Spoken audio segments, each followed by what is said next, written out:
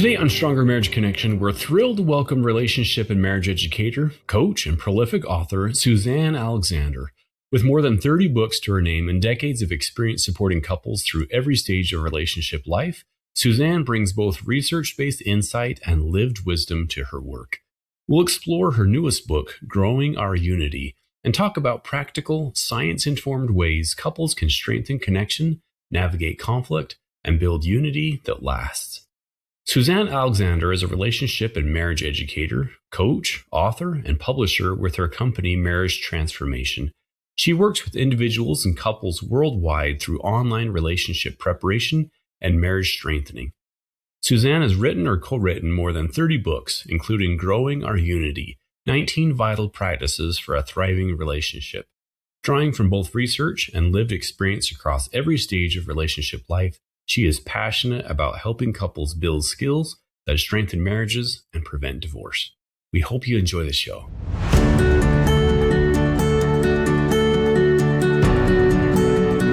Hey there, friends. Welcome to the Stronger Marriage Connection podcast. I'm Dr. Dave. We're missing Dr. Liz. She's out today. Our whole aim, our purpose really is to bring you the very best that we have in research and resources, along with a few tips and tools to help you create the marriage of your dreams. All right, today I'm interviewing a relationship and marriage educator, a coach, the author of 30 books. She meets with clients online for both marriage prep and marriage support, believing that vital relationship and marriage education is for all ages and often works in partnership with therapeutic approaches. Her latest book, Growing Our Unity. Welcome to Stronger Marriage Connection, Susanne Alexander. Thank you, Dave. It's great to see you again. I know we connected at a marriage conference 2 or 3 years ago. It's lovely to reconnect.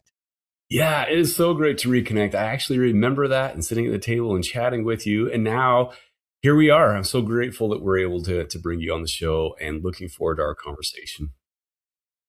Thank you for having me. All right. So we love your passion for helping individuals and couples across the board, from making good relationship choices to building relationship skills and preventing divorce.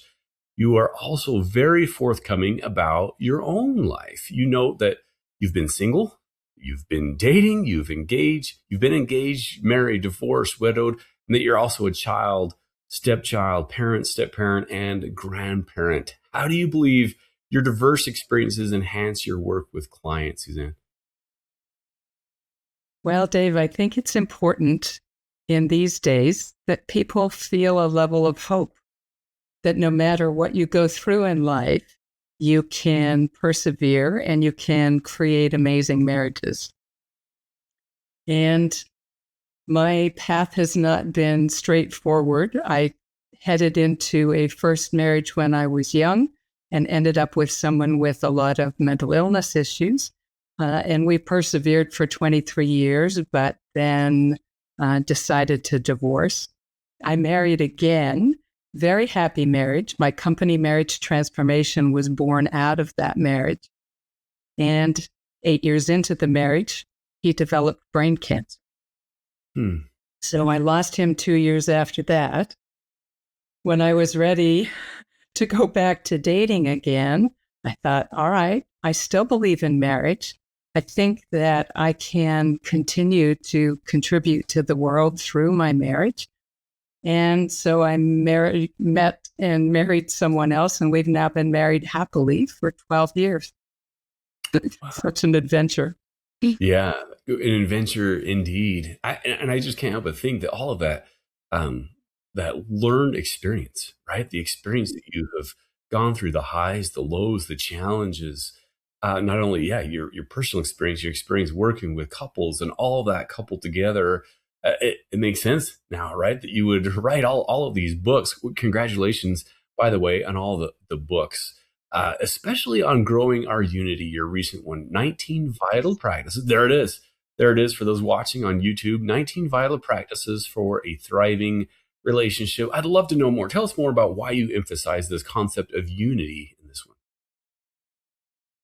Unity is a vitally important word for marriage, but it's one that couples are not yet used to using on a constant and regular basis. And that's what I'm encouraging. I want couples to, when conflict or arguments or any kind of disagreement starts, so not at the full escalation point, but when it starts, I want them to stop and say, wait a minute, disunity is happening. What do we do right now to claim unity?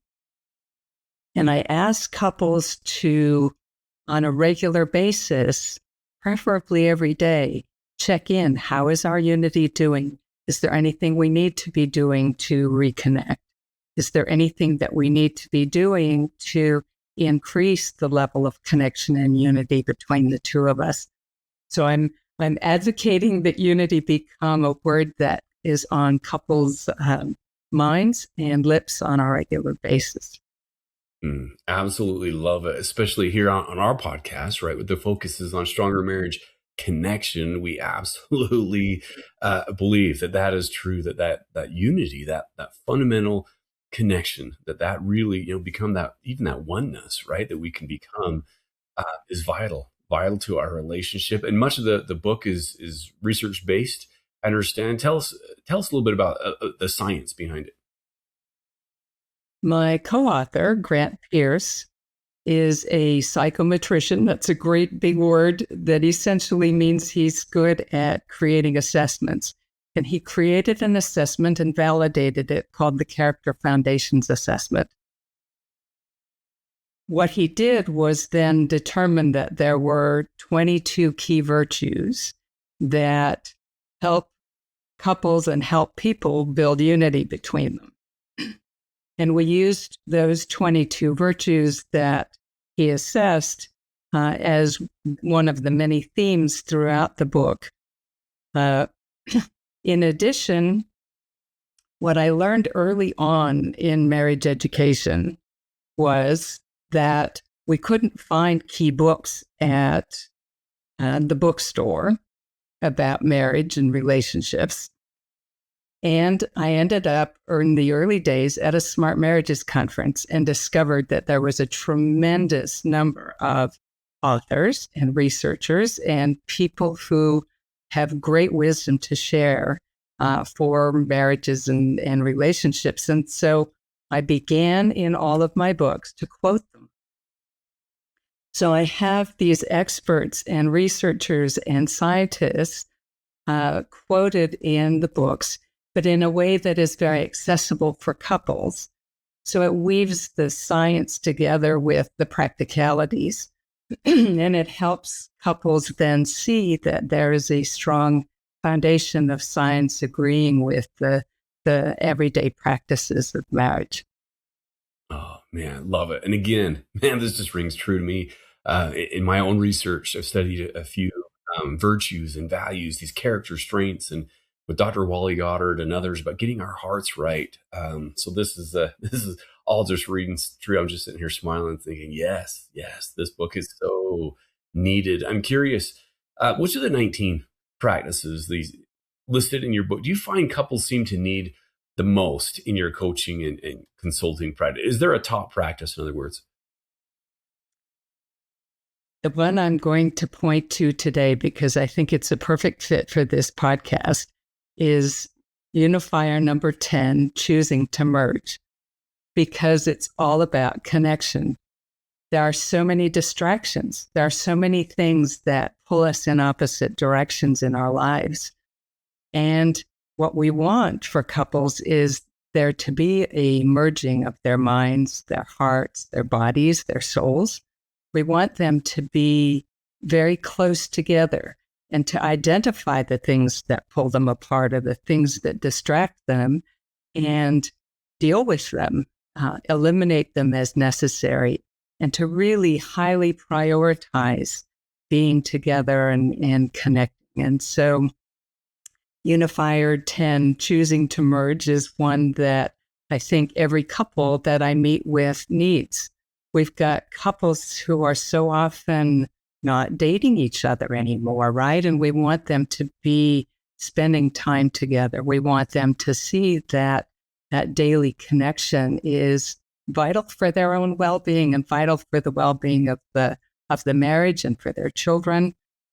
It's an essential foundation, right? We've got marriage as the foundation for the couple, for their family, and then their family is part of the foundation for society. And so close connection is a huge contributor to the well-being of our communities and really the whole world. Yeah, man, I couldn't have said it better. Yeah, Suzanne, that's spot on. We'll be right back after this brief message.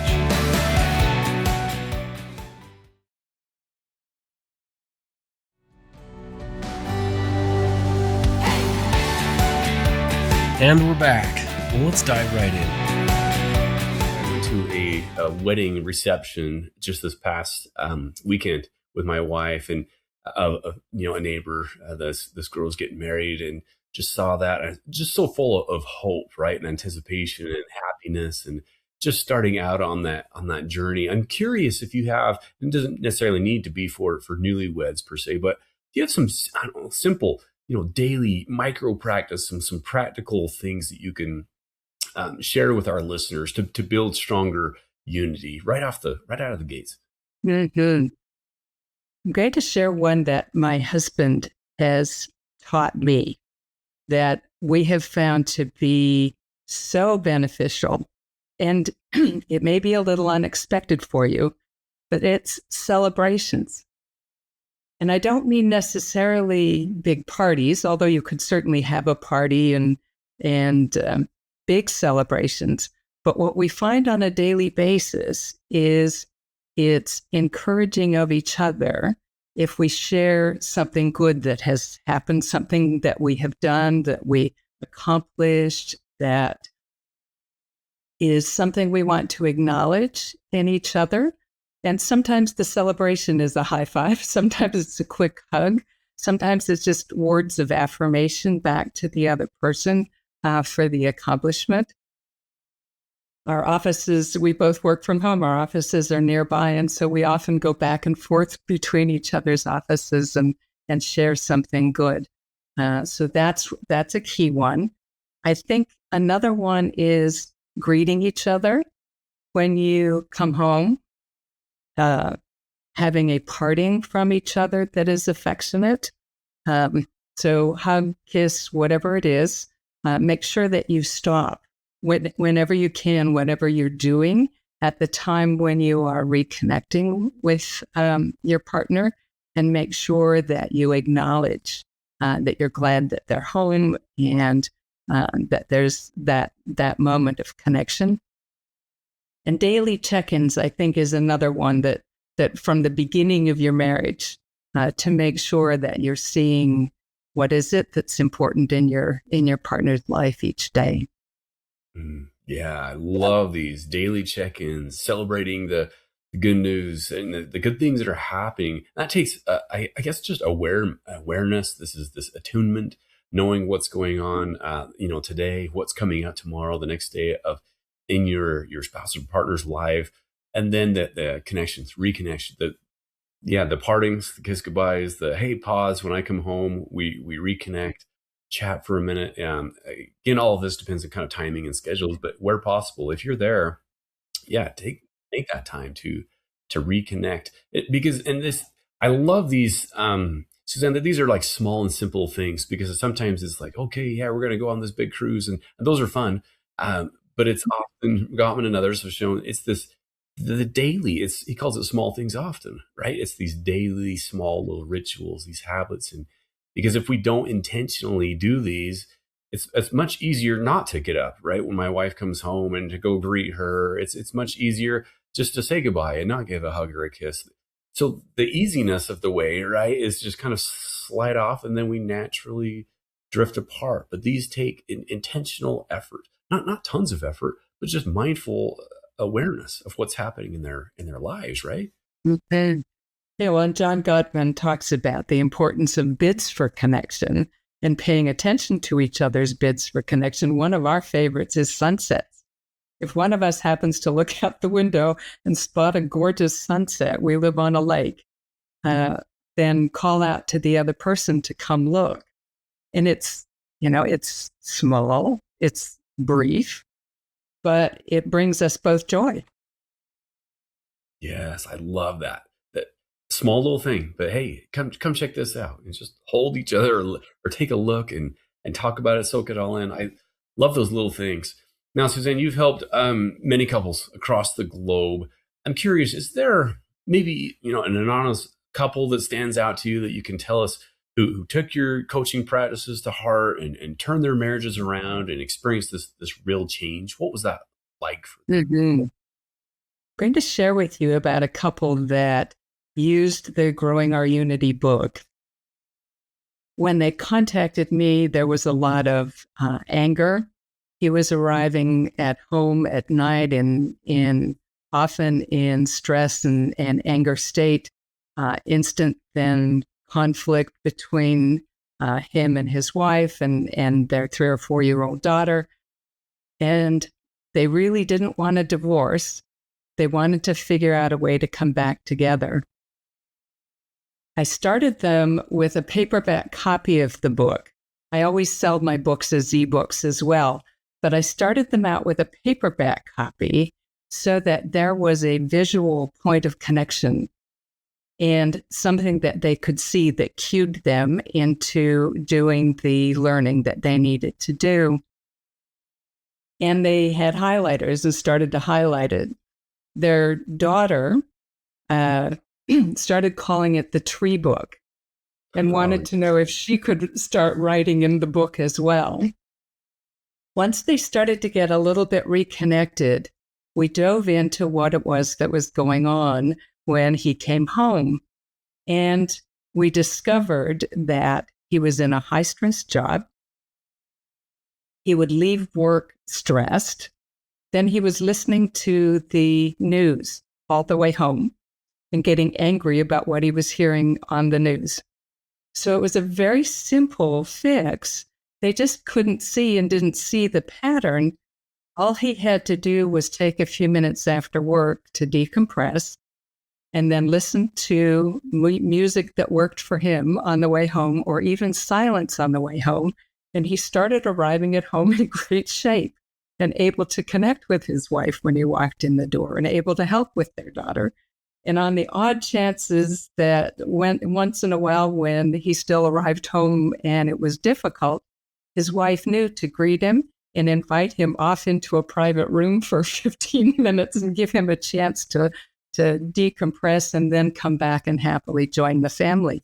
And it totally changed the whole atmosphere in their home.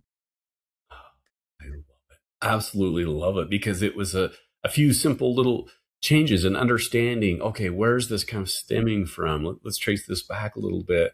And then if we can tweak some of those, the spillover effect is it's going to be powerful. Yeah, when you walk in the door, you're a different person because of some of these other things that are happening upstream.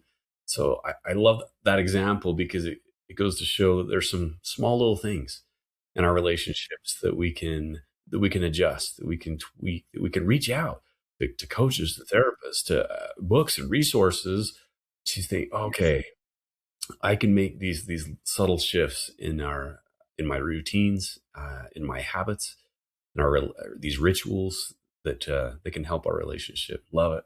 Well, I'm curious about conflict. What about conflict? Maybe let me ask you, what's the biggest myth about conflict? Is there a purpose for conflict? Well, I'm not sure that most people would agree with me, but I have a high level of hope. Here's my perspective. If we're going to have unity in our marriages, that means we can't have conflict. If, as the research shows at the moment, there are a lot of unsolvable issues, then there are always reasons to keep having difficulties together.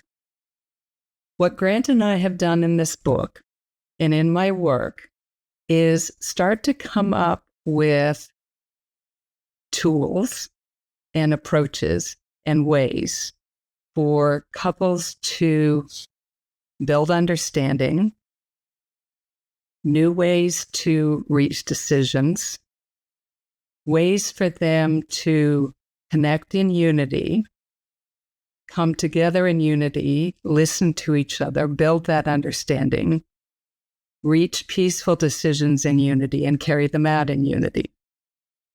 It's not easy. I'm not saying it's easy, but I think it's important that we don't look at science as being static. So we have this research finding that couples have difficulties, right? And sometimes they're not solvable. My perspective is that we are changing, that humanity's changing, that we as couples are changing, and that there are ways of actually having peaceful, unified marriages where conflict is no longer part of the culture of the marriage. And what I ask couples to do often, this is another simple tip, is to find a beautiful bowl and put it between the two of them when they have a serious discussion to make. It's a symbol that when each of them speak, what they say goes into the middle. It goes into that bowl. They have an opportunity to detach from their egos enough to say, maybe I don't have all of the right answers. And that bowl symbolizes a looking towards inspiration.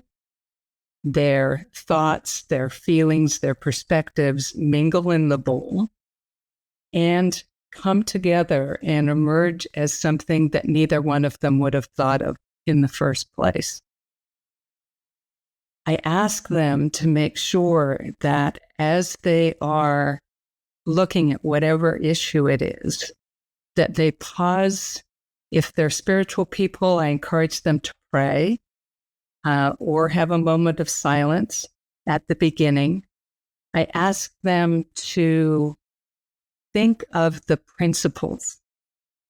So they often, when we dive into an issue, it's immediately like, well, here's what's wrong, and maybe here's some solutions. But I ask them to stop and think about the principles. For instance, we were just going through someone asking to borrow money from us. So my husband and I began with, all right, does generosity apply here? Do we need to encourage them to be responsible?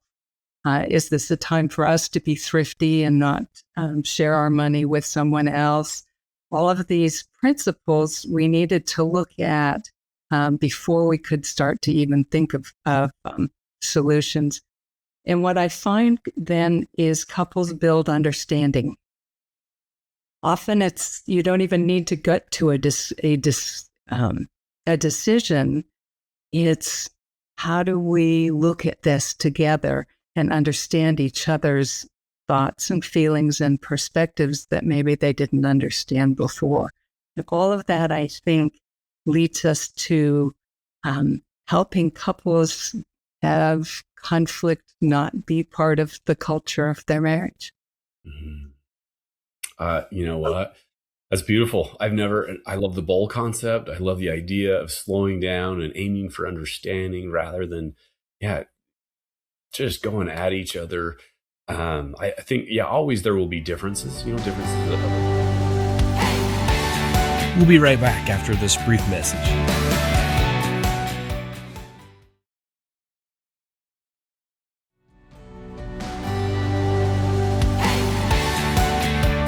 And we're back. Well, let's dive right in.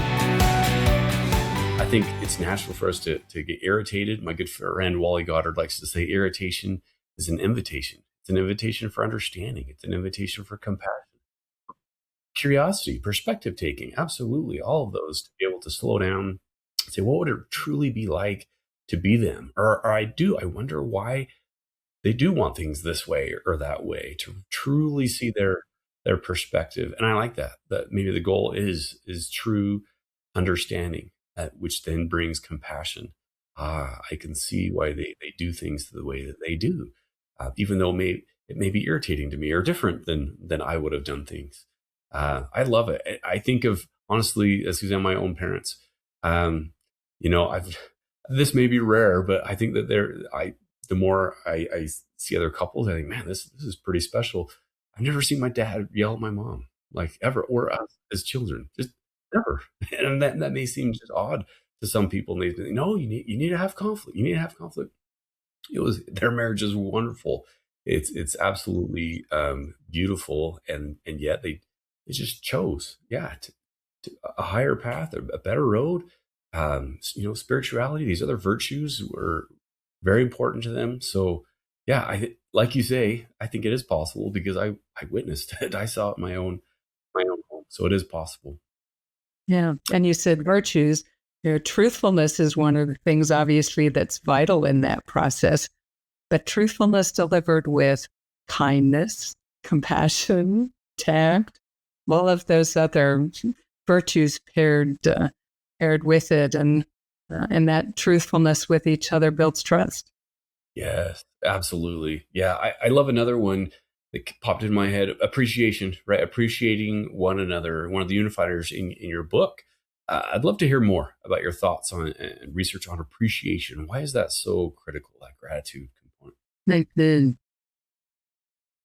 Well, we know from research that if there are more positives than negatives coming out of our mouths, right? Fewer complaints, more focus on what it is that each other is doing well, that it goes to the heart and soul of each other. One of the things that Grant and I encourage in growing our unity is acknowledgments of each other's virtues. So if you do a virtues acknowledgement to someone, thank you for being welcoming. Thank you for whatever it is that the other person has done, and you use a virtue in the language, it goes right to the heart and soul of someone. So if I said to you, Dave, thank you for patiently listening to me, right? Patience is there. If I say to you, thank you for your honesty, then your soul responds to that word, and it encourages each of the partners to continue to practice whatever that virtue is. Often one that's helpful for me to hear is thank you for being flexible. I didn't used to be very flexible. It's one that I have worked on a regular basis. There's so many changes in life, right? That flexibility is something that I have worked hard to practice. And so when my husband says to me, when plans have changed, thank you for being flexible, it's affirming that I have made some growthful progress with that virtue. Oh, I love that. I've never thought about it that way when someone actually brings up the virtue in their expression of appreciation, that gratitude. Hey, thanks so much for being patient with us, or man, I appreciate you. Appreciate your flexibility. Thanks for extending mercy and compassion on us, man. We were in a rough spot. Yeah, those types of expressions mean a lot more than, hey, thank you so much, right? That's great gratitude. Yeah, you're so nice, or Yeah, the formalities of that. But I love that you actually insert a virtue in that. And then, yeah, you're right. It would make that help very that powerful. person want to be, better. Oh, love and it. it's a great tool for parents with kids. Oh, Because as parents, right, we're responsible for raising our children to have good characters. And if we do virtue acknowledgments with them, and they see it also between us as parents, it's a powerful way for them to grow in their characters and to end up as adults or dating partners who already have great characters. yes. I love that. As Liz likes to say, she'd probably say it right here, we get more of what we focus on. Yeah, we focus on that good, and then we positively reinforce that good in our children, in others, and you get more of the good stuff. Mm-hmm. Yeah, love Well, it. and when I meet with couples, what I have learned to do that is so powerful is I start every session with, what is it that has gone well? What have you done that moved your relationship forward since we last met? How has your marriage gotten stronger since we last met? And it's that focus on what are they doing well that really encourages them to keep on going. Yeah. Oh, absolutely love. Yeah, the focus on, I mean, that's positive psychology to a T, of this focus on what works well instead of, yeah, or the 20% maybe that you don't like, the focus on the 80%. Yeah, things that you do like that are going well, that you appreciate and love. Oh, that is great. We love that you also discuss the unifiers of social time, laughter, and humor. Can you give us an example of how these traits contribute to a healthy marriage? What I notice when I start meeting with a challenged couple is they don't laugh, they don't smile, they are often a couple of feet apart. And the more that they focus on their complaints, the more they feel distant from each other, and the more they are so serious. If I look at their faces, right, they're sad. What I find is they then head into studying these unifiers, these 19 unifiers, and growing our unity. They start to go out on dates together again. They start to remember what it is that they enjoyed from each other when they were courting back in the early days of dating, and doing those things again. They start to listen to each other. And as that unity then starts to build, they start to smile. They start to notice little quirks in their lives and in their household that they can laugh about instead of complaining about. And I find that it often takes all of us to remember that we are unique human beings. We all have quirks, right? We all have things that we do a certain way, and sometimes it drives our partner a little crazy. But if we can lighten up about it and we find ways to laugh and tease each other about it, it short circuits the complaining. And it increases the level of laughter in our home. And my husband and I will, if we find a joke, if we find a cartoon, right, we'll text it to each other, and anything that prompts us to uplift and laugh is valuable. Yeah. It has something, I don't know, magical powers. I know there's research, right, studies that have been done on smiling and laughter. And I just think of it, even our own family, our children, our grown children, and we'll be traveling and someone will say something and then we'll add on and the laughter just continues to grow. And we have just a lot of fun together. Yeah, we don't take things in life too seriously. Be quick to forgive and be slow to judge, and just enjoy life. Life is short. It can be precious. So seeing the lighter side, I love that you include that part of that we can't forget about humor and the happiness aspect of life. And it's what kids remember, right? If you start telling family stories, they remember the times when maybe something didn't go well, but the result was everybody laughing about it. And that imprints on their memory of what is it about being family. Yeah, I love that. It is. It's part of it. And then we can rehearse. Do you remember that one time? And then it stirs up those similar things. We all have a good laugh. That's great. Suzanne, another unifier is family harmony. Another one, you could talk about connecting with friends and the community. Why is it important? Why should couples reach beyond themselves occasionally? What have you discovered about couples who make themselves available to others, who reach out? What I notice in the couples that I work with, if they are engaged in community service, if they are engaged with their neighborhoods, how can we improve things? How can we make things better? If there's an elderly member of the family or a friend and they are taking food over to them, checking on them, and so on, it relieves the family of this internal focus that sometimes then turns into the complaints or the focusing on each other's negative. If we have this balance of looking after the unity in our homes and in our families, then we can contribute to the unity of our communities and the unity of other families and people around us.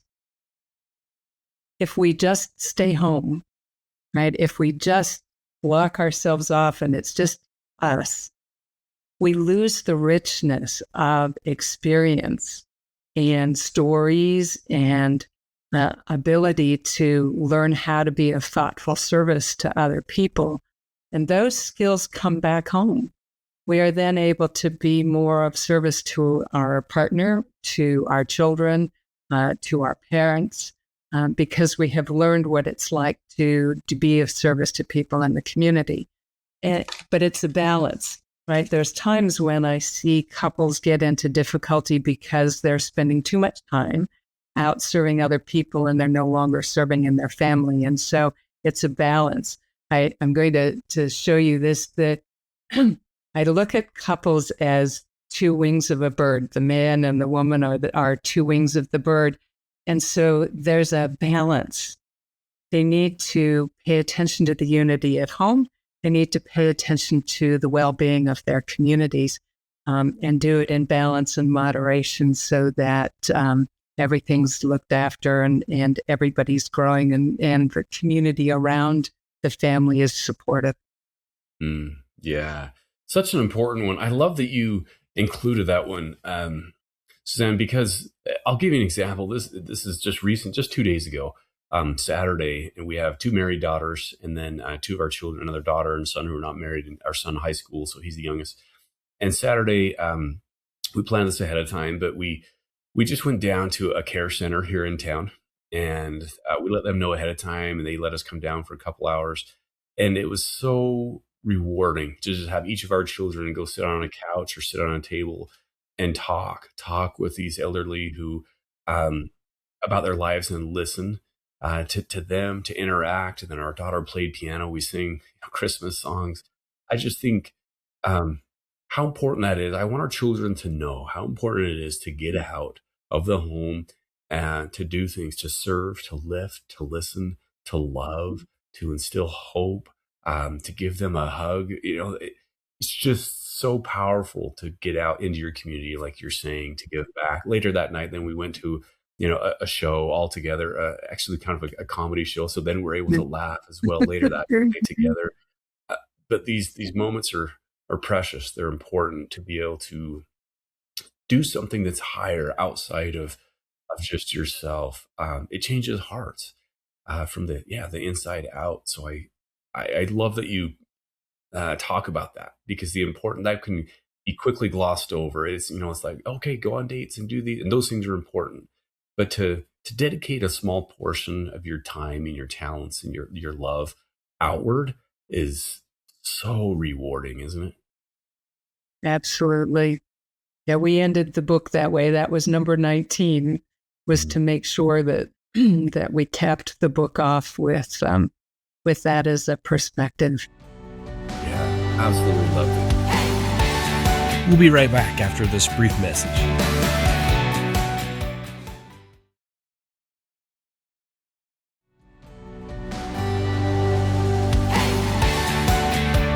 And we're back. Well, let's dive right in. You have a generous website. You have a plethora of books you've written. Can you tell our friends here at Stronger Marriage Connection, where can we go to find out more about all the helpful resources you offer? My website is marriagetransformation.com. You're welcome to join me there. If you are looking for resources such as Growing Our Unity, it's available on Amazon and other online bookstores as well. So I'm happy to work with people directly, or there are lots of places where you can find resources. It's so important to keep learning, right? Learning in action is absolutely one of the mottos for marriage.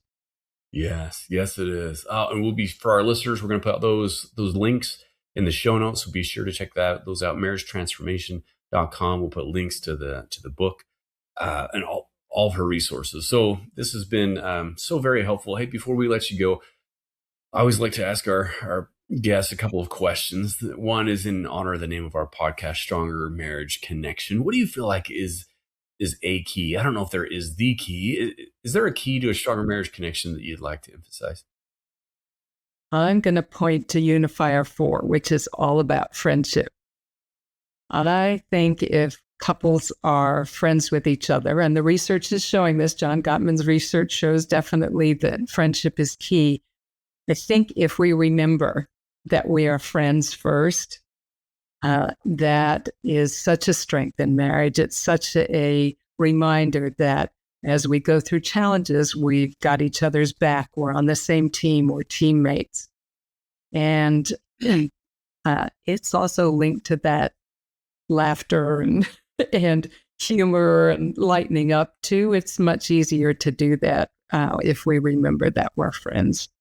Yeah, I love that you said that again. Just it is. I consider my wife just my absolute best friend. Been through the ups and the downs, the challenges and the struggles, but man, the good times, the fun times, the funny times that you go through. So yeah, I think you nailed it. Yeah, friendship is that core. And then we like to end with the take home message. We call it a takeaway of the day. Is there a take home message you hope our listeners will remember from our discussion today? 2 phrases.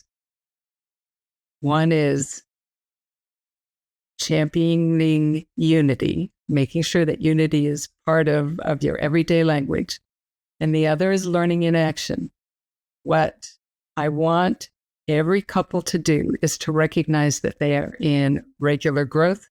They can always learn new things. They can learn new skills. They can learn new approaches. And they won't be perfect at it, especially the first time. But if they keep practicing and they keep gathering the learning as they go, they will end up with a stronger marriage connection and end up as a unified and happy couple. Yes, absolutely. Love it. Thank you so much. I think my takeaway of the day, coming back to these small things that you talked about, right? The greetings here and there. That's what just is the almost like the invisible glue. If you look, okay, the unhappy couple, the happy couples, oh my goodness, they're doing these small little things often for each other. There's this outward mindset that they are doing, that they're keeping things light, the laughter, the fun in their relationship, and not taking life or themselves too seriously, and not holding these grudges and the silent treatment, those kinds of things. So that it's often these small, simple things, that create that strong marriage. And sometimes that starts with small acts of service for each other. Absolutely. I don't think we talked about that. I just wanted to add that in there because sometimes it's, can I make you a cup of tea, right? Or what would it help you if I carried this, if I did this? It's just sometimes those small acts of service really connect our hearts together. I do. Yeah, that you were thinking of me. Yeah, that's what it is that of all your busyness in the day, you're thinking of me, not yourself. And my wife will bring me my favorite snack or drink sometimes at work and say, hey, here you go. And it's just, wow. Yeah, the small little acts of service go such a long way. Yeah. Oh, Susanne, this has been just a really fun discussion. Fun chance to finally, catch up with you. Thank you for coming on. Thank you for sharing so much wisdom. A lot of small little things that we can do, practical things in our relationship to build a stronger marriage connection. So thanks again. You're welcome. Fun to be here. Appreciate you coming on. All right, friends, that does it for us. We will see you next time on another episode of Stronger Marriage Connection. And as Liz likes to say, she's not here, so I'll say it's the small things that create a stronger marriage connection. We'll see you next time. Thanks for joining us today. Hey, do us a favor and take a second to subscribe to our podcast and the Utah Marriage Commission YouTube channel at Utah Marriage Commission, where you can watch this and every episode of the show. Be sure to smash the like button, leave a comment, and share this episode with a friend. You can also follow and interact with us on Instagram at Stronger Marriage Life and Facebook at Stronger Marriage. So be sure to share with us which topics you loved or which guests we should have on the show next. If you want even more resources to improve your marriage or relationship connection, visit strongermarriage.org, where you'll find free workshops, e-courses, in-depth webinars, relationship surveys, and more. Each episode of Stronger Marriage Connection is hosted and sponsored by the Utah Marriage Commission at Utah State University. And finally, a big thanks to our producer, Rex Polanis, and the team at Utah State University, and you, our audience. You make this show possible. The opinions, findings, conclusions, and recommendations expressed in this podcast do not necessarily reflect the views of the Utah Marriage Commission.